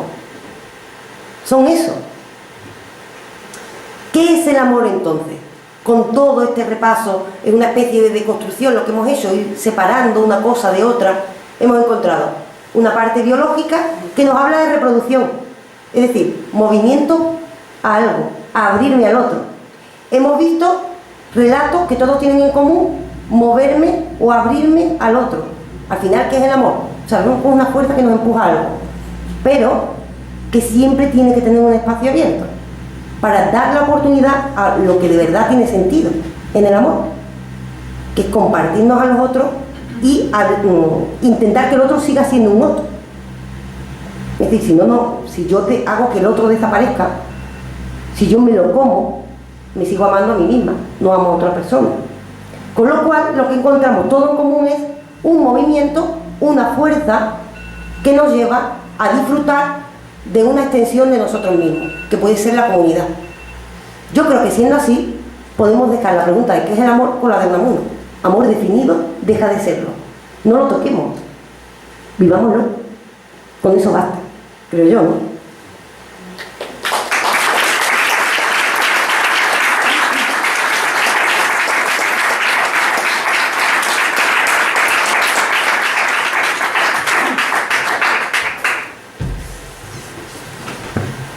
Qué fácil y qué difícil, ¿eh? Lo veo fácil y difícil. ¿Hay alguna pregunta por parte de ustedes? ¿Alguna cosa para aclarar? ¿Alguna opinión, verdad? Claro, es que hemos hablado de perspectiva, que tiene que haber tantas como personas. ¿Sabes? Mira, aquí hay un chico. Digo, Carlos. Yo tengo 4 cosas que decir. Ya voy. Peligro porque filósofo, ¿eh? Hay peligro, hay peligro. Son 2 aclaraciones y 2 puntualizaciones. Primero, con respecto a la metáfora de la sala en relación a la persona, ¿cómo podemos afirmar de conocerlo todo de una persona? Quiero decir, ¿es posible? ¿O acaso la teoría psicoanalítica y Freud nos dice, ojo, hay una parte inconsciente del ser humano y a la cual no podemos acceder? Podemos acceder a las manifestaciones que se ven en conductas represivas, reprimidas. Entonces, ¿realmente se puede acceder al todo de la persona? No se puede acceder al todo. Es decir, por eso mismo el amor tiene que ser algo abierto. Eso sí, sí hay la tendencia a querer acogerlo todo. Ese es el problema. Es decir, esto es lo que nos trae, es la consecuencia del amor romántico. El creer que el amor me completa es intentar cogerlo todo, cuando ni siquiera lo conocemos todo de nosotros mismos. Pero eso es lo que nos lleva a una actitud de posesión, normalmente. Es decir, tratar, al final, el amor romántico nos lleva a lo mismo que el de la posmodernidad. Tratar al otro como cosa que poseo. Es verdad que seguramente lo que nos hacemos es otra narración de qué es el otro. Un mito. Creamos un nuevo mito y la idea de que el otro es mío y de que al otro lo he cogido al completo. Esto puede desembocar en cosas muy negativas, como incluso las relaciones de maltrato, o a veces cosas mucho más sutiles. Hay otras relaciones mucho más sutiles e incluso viviendo en el autoengaño. No es posible conocer al otro al completo. Por eso seguramente Platón lleva tanta razón a ese respecto. Ahora bien, es posible que tengamos la fantasía de poseer al otro. Eso sí, el ser humano creativo, bastante. Y ahora del todo me gustaría pasar a la nada. Quiero decir, ¿es posible realmente amar a alguien que no se parece en nada? Que siempre va a haber algo, pero la mera condición del ser humano. Pero, ¿es posible la alteridad? ¿Qué papel juega ahí cuando hay demasiada alteridad? Donde los polos se atraen, ¿no? Sí, pero llevado a un extremo, ¿es posible que tú me atraigas?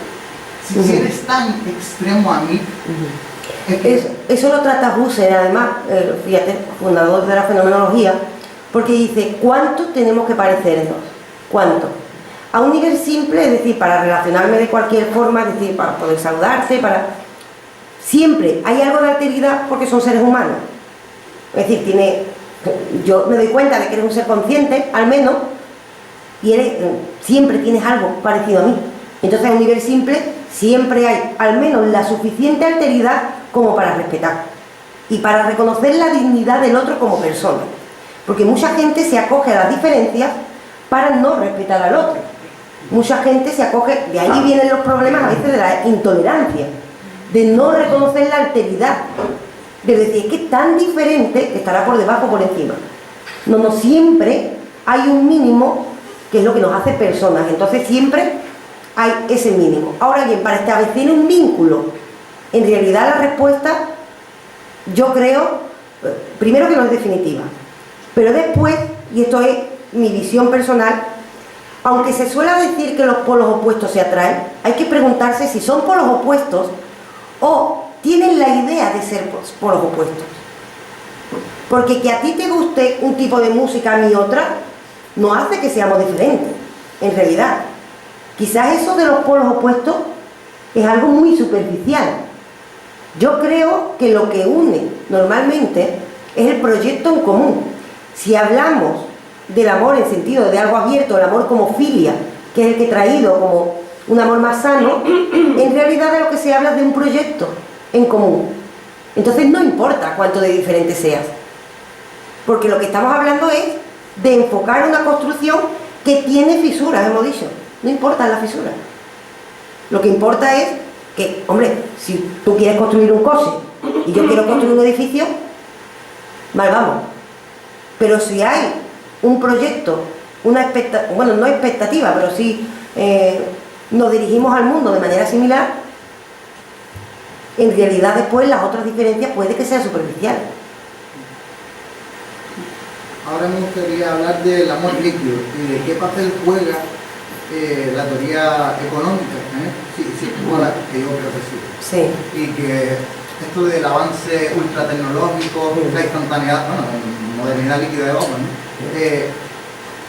¿Cómo la teoría económica se relaciona en el ámbito pre-reflexivo de las personas y en nuestra concepción de amor? Hombre, es que todos somos hijos de nuestro tiempo. Y ahora mismo vivimos en el capitalismo, pero salvaje. Es decir, ahora mismo, y además que esto, yo creo que no es solo la economía a nivel general, sino también, por ejemplo, Internet. En Internet todo es tan inmediato que todo esto nos educa. Todo lo queremos inmediato. Claro, todo es tan rápido que también lo quiero rápido. Y en cuanto a la economía, todo es tan barato que lo quiero a bajo coste. Y eso nos acostumbra, y entonces las relaciones humanas serán de manera similar. Incluso me pasa a mí, ojo, yo también soy hija de mi tiempo. Otra cosa es que hagamos un esfuerzo en decir, yo voy a entender que el otro no es una mercancía. Porque además recibimos tantos estímulos de consigue tu felicidad, consigue tú, que nunca se nos habla de un nosotros. Y se nos olvida que existe la palabra nosotros. Se nos olvida. Y con ese olvido, eso en realidad puede ser hijo directamente de esa influencia que vamos recibiendo. Eso tiene que ver con la economía, pero también con lo social en general. Tantos cambios que están dirigidos todos al individualismo, pues nosotros vamos pecando, entre comillas, de trasladar eso a nuestras relaciones humanas. Hay que hacer un sobreesfuerzo, seguramente. O nos corregirán dentro de 100 años y dirán el amor líquido o el amor postmoderno era una mierda y era como el de la media naranja. Puede que pase, seguramente. Y ya por último, para ya callarme y darle paso a la entonces con 4 preguntas las traigo.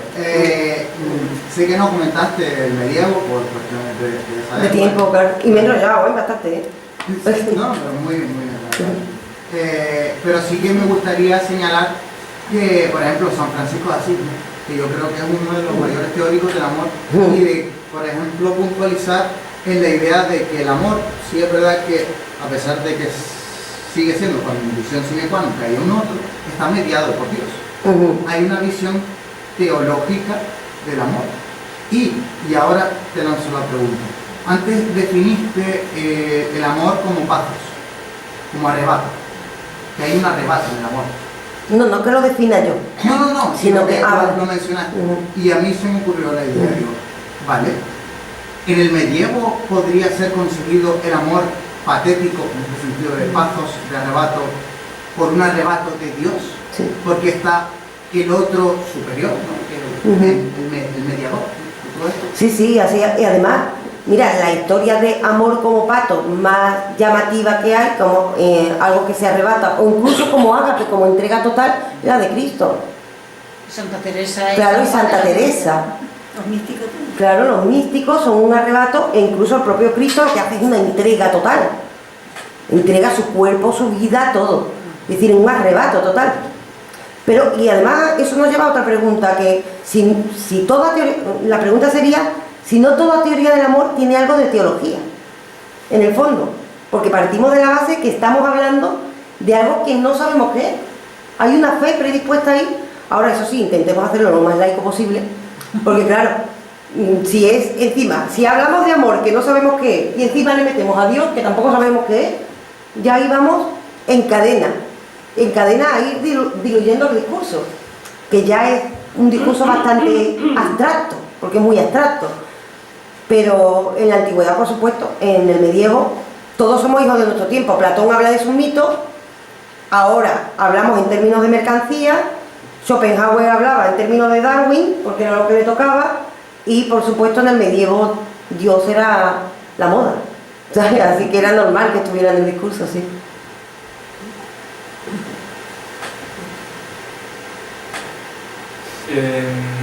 Primero una precisión, como decía el amigo. Es cierto que la genética no lo es todo, y decir que somos muy parecidos al chimpancé o al bonobo en realidad queda como una cifra al aire cuando uno dice que nos parecemos en 50 o hasta 70% genéticamente con una planta. Pero sí es interesante considerar que nos parecemos genéticamente más a un chimpancé de lo que un chimpancé se parece a un gorila.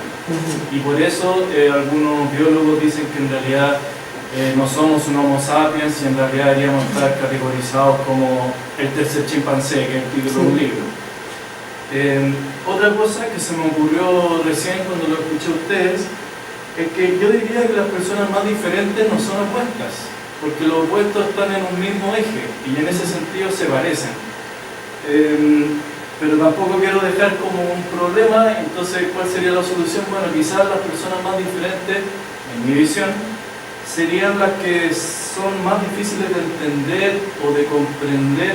En realidad es difícil de definir la diferencia porque está en cualquier parte de la dimensión de la cualidad humana.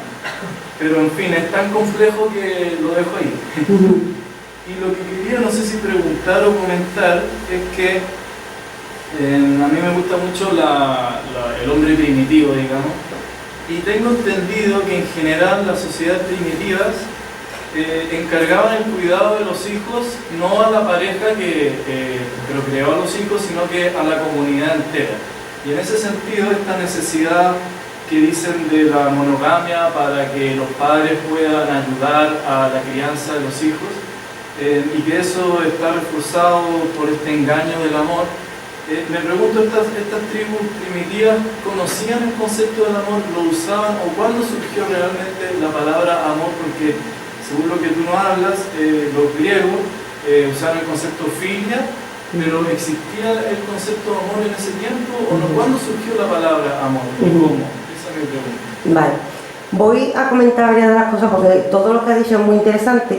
Lo primero, lo de la coincidencia en el mono, por supuesto, eso sigue siendo objeto de estudio y por supuesto el discurso, por ejemplo, de la fenomenología respecto al amor se irá adaptando a los datos que vaya dando la ciencia.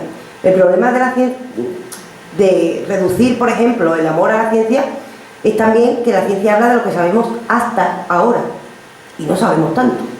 Ese es el problema, que nos creemos que sabemos mucho, pero es que empezamos a descubrir la ciencia hace 3 siglos, en realidad, es que no sabemos tanto, estamos un poco, yo creo que dentro de unos siglos se reirán, porque ahora es cuando se está acelerando el avance gracias a la tecnología, entonces de eso todavía, pues como que queda abierto, en realidad, por eso decía que no era suficiente, pero sí, por supuesto, eso hay que entenderlo. Por otra parte, en cuanto a la diferencia, yo comparto contigo que dos cosas muy diferentes al final son similares, porque cada una en un polo al final encuentras lo mismo. Por eso quizás lo que importa más bien es a qué diferencia le hago caso o no, es decir, qué me importa que sea diferente o no, pero esas son valoraciones que hago yo como persona. No es que esa diferencia sea de verdad más radical que otra, sino que yo pongo más hincapié en esa. Después, por lo último, compartimos el amor por el hombre primitivo, porque me encanta además el tema del neolítico y tal. Lo que sabemos es que tampoco sabemos si llamar amor, porque claro, como hay relatos del amor, si es desde una concepción posmoderna, pues no podríamos llamar amor a lo de el neolítico, por ejemplo, pero quizás ellos tenían sus propios relatos, su propia mitología, quizás sí tenían su propia concepción de amor. Lo que es el concepto concretamente de amor, que además hay mucho bulo por internet, porque por internet tú buscas amor y te sale amor significa sin muerte, que A niega y mor viene de moris, muerte. Esto es mentira, porque y además es que incumple en que están mezclando, esa aplicación mezcla latín y griego. Si acudimos a la etimología de amor, amor viene del indoeuropeo, es decir, es muy anterior a los griegos, al menos esto es en los estudios del lenguaje, está desde la primera lengua está la palabra amor, y viene de algo tan bonito como madre, amar. Es decir, se utilizaba, se cree, porque todavía eso se estudia, que es la expresión que se utilizaba al referirnos a nuestra madre, al pedir el pecho quizás. Es decir, la primera de donde viene es de mamá o de amar, de dar, quizás de dar vida también. Esto es lo primero que tenemos, pero sí al menos sabemos que el concepto de amor es tan antiguo como el lenguaje, o al menos los lenguajes que hemos estudiado. Esto implica que seguramente relatos del amor ha habido desde el principio, desde que fuimos conscientes de que había otros Y entonces, de cómo me relaciono con el otro. Otra cosa es que esos relatos sean más válidos, más complejos que otros. No sé si te vale la respuesta. Dime. No en vano, las primeras deidades fueron mujeres, y mujeres con forma de madres. Sí. Con lo cual, el mito de la gran madre tierra era un poco precisamente lo que se adoraba desde el hombre del Paleolítico, ¿no? Y también es verdad que, acudiendo a otras ciencias sociales, el tema del amor familiar, donde se construye la familia nuclear, Engels ya lo define como la aparición del patriarcado, ¿no? Donde realmente lo que se construye ahí es la necesidad de identificar al heredero de tus bienes, al que tú le vas a transmitir tu herencia, y empezando por la herencia genética, y ahí es donde se rompe esas comunidades libres donde se practicaba el amor de alguna forma en grupo o en comunidad, ¿no? Y donde los hijos eran de todos y no hacía falta identificarlos como propios. Y luego ya, por seguir ahondando ya en nuestra generación, en la que yo pertenezco, no en la vuestra, sí es verdad que el tema del amor, tan controvertido ahora, con tantas aceleraciones como nos aporta la ciencia, ¿no? Y los estudios, es curioso que yo tengo la sensación de que somos gilipollas. Nos hemos quedado atrás. Es que a nosotros nos han vendido una imagen extraña del amor romántico y no la hemos creído, o que realmente es verdad que hemos ido construyendo alteridades y descubriendo a las otras personas, evolucionando al unísono. Si esto es así, enhorabuena. Si esto no ha sido así, hemos fracasado cada uno en sus parejas, y eso se ha producido. También es verdad que quizás el envejecimiento de la población, gracias a la ciencia, tendrá que ver con construir diferentes modelos, porque es difícil mantener la lealtad a la pareja, a la única pareja, y la fidelidad durante 80 años, ¿no? Que digamos es la perspectiva que tenemos de vida. Eso, ahí lo dejo para la reflexión. Yo diría además sobre el tema de la fidelidad, es muy curioso. Si el amor, yo eso lo estuve reflexionando, no sabía si traerlo o no, porque digo, si el amor es algo abierto, es decir, algo que no se puede acoger a un contrato, que el amor va diferente a, no, implica no normas, el amor se revela cuando le ponemos normas. Por eso que creemos un nuevo mito, la posmodernidad quizás sea negativo, es decir, el amor sano, el poliamor, el amor... No, espera, cada uno se proyecta desde su expectativa y tal. Y entonces cada cual entenderá algo o no en relación al tema de la fidelidad, porque la fidelidad por fidelidad no tiene mucho sentido. Ahora bien, tampoco tiene mucho sentido la infidelidad porque no quiero ser fiel, es decir, porque no quiero ser esclavo de esa idea de la monogamia, por ejemplo. No, nosotros nos proyectaremos desde nuestra experiencia vital, desde nuestra vida, desde lo que queremos, pero tiene que ser por norma o por contranorma. Una contranorma al final es exactamente lo mismo. En realidad yo creo que todos, yo a lo mejor no soy de tu generación, pero todos tenemos la sensación en algunos momentos, reflexionando sobre el amor, de que en algo nos han engañado, porque hay tantos relatos y recibimos tantas historias en referencia al amor, que claro, todos nos sentimos engañados en algún momento. Dices, ¿esto qué es? Pero claro, es que no lo saben ni los filósofos, y ya no digo yo, sino los filósofos de peso que se han llevado años estudiando. Erich Fromm, que es un psicólogo que se ha llevado años estudiando el amor, y al final lo único que sabe decir es un arte. ¿Y qué es el arte? Ay, yo qué sé. ¿Sabes? Pues en el arte de amar él dice una cosa que yo estoy de acuerdo, que el amor es voluntad de amar. Claro, pero eso al fin y al cabo nos lleva, eso no es una definición, no podemos poner una definición tipo, sino nos lleva otra vez a lo mismo, el movimiento. Exacto. Lo que nos empuja a, sabemos que hay algo ahí en común, algo que nos empuja, y ahora ¿cómo le llamamos a ese movimiento? ¿Cómo esa voluntad? Pues ahí entra en que cada persona es única, seguramente, y menos mal. Y luego lo de las generaciones, es verdad que estamos unas cuantas por lo menos mujeres, hombres también, que podemos sentir que nos han engañado. Pero mira, yo me lo quiero tomar no como que me han engañado, sino como que he conocido distintas fases o concepciones del amor, ¿no? Sí. O sea, yo ese engaño del amor romántico, pues mira, es que lo viví tan felizmente que oye, pues bienvenido sea, ¿no? Si me hubiera quedado ahí sería idiota, ¿no? O sea, lo interesante es que a partir de eso, tú con tu inteligencia y tu voluntad puedas ir hacia otra cosa, que sería eso que tú hablas de la apertura y las esclechas, que no me salen las...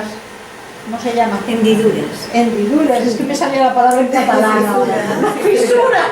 La fisura. Las fisuras que hay en una relación larga, ¿no? Pero que puede ser una riqueza si tú lo vives como eso, como esa búsqueda, ¿no? Es que si no hay fisuras, ¿cómo movemos las cosas para que no nos aburran? Claro, Es que tiene que haber un espacio, claro. porque si no, ¿cómo lo movemos para que no me aburra? Yo quería hacerte una pregunta. Sí. ¿Qué hay del amor generoso, de la generosidad de amar? Tienes tanto amor dentro que es que amas por amar. Simplemente tienes tanto amor que derrochas el amor porque es que te sale. ¿Qué hay de eso? Mira, sobre la generosidad, hay dos cosas que no me voy a enrollar porque yo de la generosidad hice un estudio que además me dio mucha pena hacerlo porque vi que la generosidad se castiga a veces, socialmente, por desgracia. Se castiga porque, bueno, ya sabemos refranero popular, te da la mano, te cogen el brazo, ¿sabes? Incluso en la literatura encontramos historias como Dostoyevsky nos da una historia, El idiota, en la que sale un ser generoso, perfecto, y el mundo le avasalla. Es decir, esa es una de las partes. Pero la otra es que yo creo que la generosidad es condición para el amor del que estamos hablando, para un amor maduro. Un amor maduro que seguramente, esto liga con lo que has dicho, necesita pasar por la inmadurez. Nadie se vuelve adulto de golpe. La gente para ser adulta pasa por ser un niño. Yo he sido también una idiota adolescente, es decir, todo el mundo va pasando por ese proceso y todavía tengo que pasar por procesos.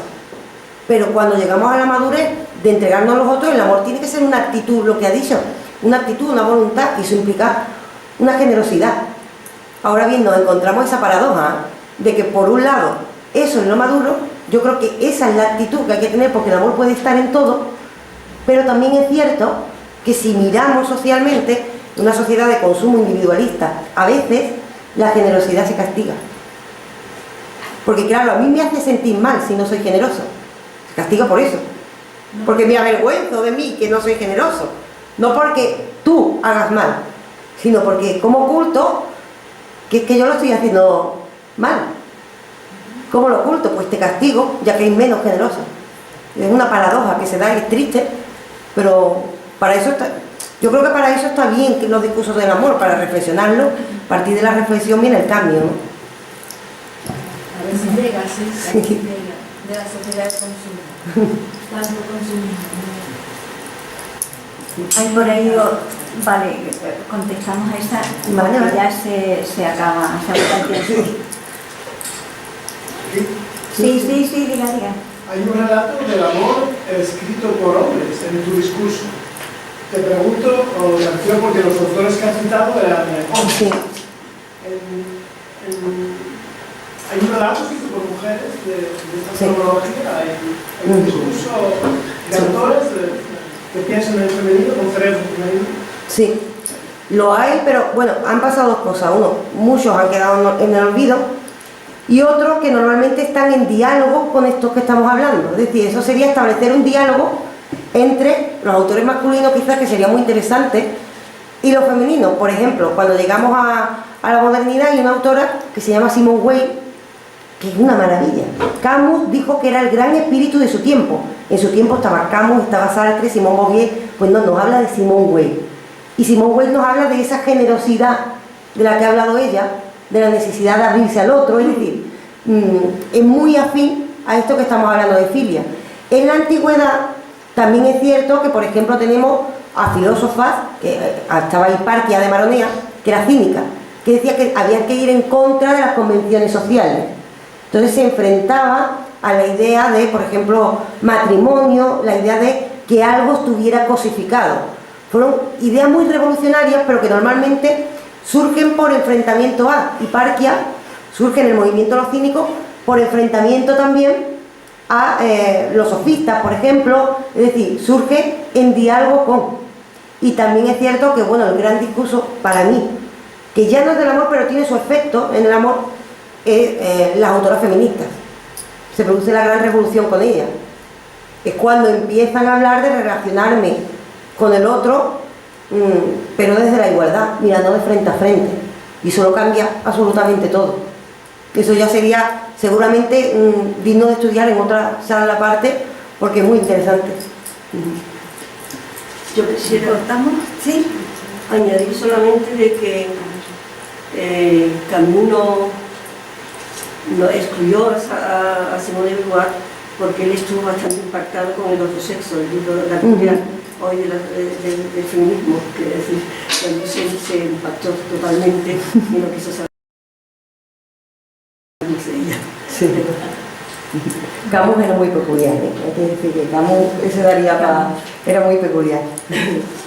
Bien, pues agradecerles a todos ustedes este precioso final de la conferencia, porque ha sido muy aleccionador.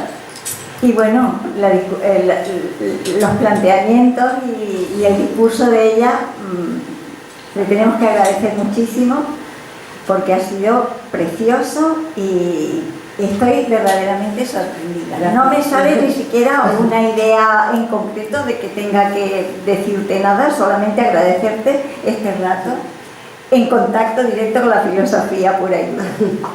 Y bueno, decirles a todos ustedes que nuestra próxima charla será sobre una corresponsal llamada Irene Falcón y que nos la trae Zaida Galindo el viernes 20 a la misma hora, a las 7:30.